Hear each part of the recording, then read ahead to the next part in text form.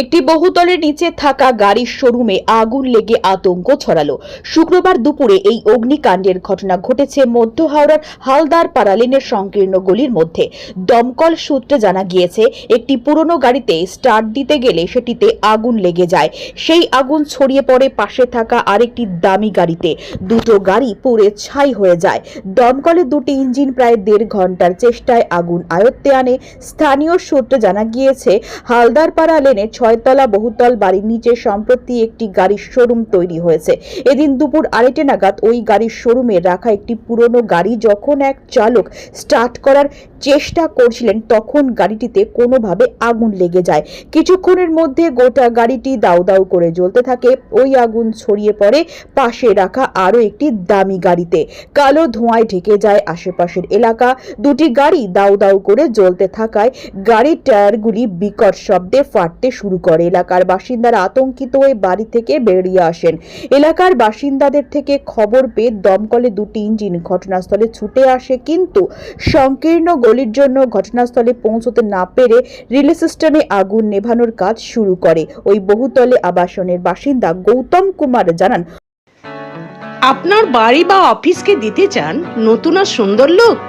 তাহলে আজই যোগাযোগ করুন সানরাইজ অ্যাসোসিয়েটের সাথে। আমরা করি interior work, electrical work, painting, carpenter কাজ এবং প্লাম্বিং পাইপস লাইনের সম্পূর্ণ সমাধান। ভালো মানের কাজ, নিখুঁত ফিনিশিং এবং সময় মতো ডেলিভারি, এটাই আমাদের অঙ্গীকার। আজই চলে আসুন 56/1 Andul road, Danesh lane, ground floor, Howrah 9। Sunrise associate, আপনার স্বপ্নের বাড়ি আমাদের দায়িত্ব। প্রথমে আগুন ধরে চাকাতে। কি গাড়ি ছিল? দুটোই প্রাইভেট কার, একটা BMW ছিল। দুটোই প্রাইভেট কার ছিল।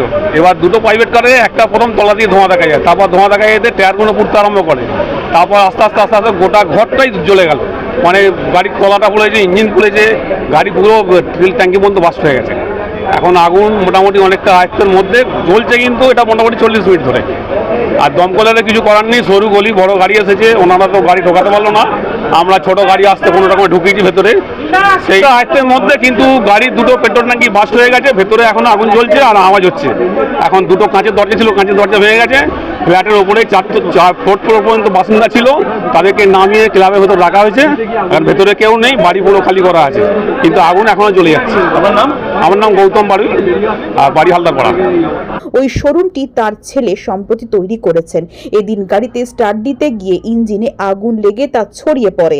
এই আগুনের জেরে একটি বহুমূল্যের গাড়ি পুড়ে গিয়েছে, তবে কেউ হতাহত হননি। দমকলের এক পদস্থ কর্তা বলেন, G+5 রেসিডেন্সিয়াল বিল্ডিং এর গ্রাউন্ড ফ্লোরে একটা গোডাউন ছিল, যেখানে গাড়ি স্টোর করা ছিল। এখানে দুখানা গাড়ির শোরুম ছিল, মানে পুরানো গাড়ি। দুটো গাড়ি এখানে ফায়ার ইনভলভ হয়েছে। আমরা এসে একটা জেট ইউজ করেছি। আগুন এখন পুরোপুরি নিয়ন্ত্রণে, কোনো মানুষ ইনভলভ হয়নি, মোটামুটি সবাই সেফ জোনে আছে। আমার নাম Rajib Chakraborty, sub officer, Howrah fire brigade.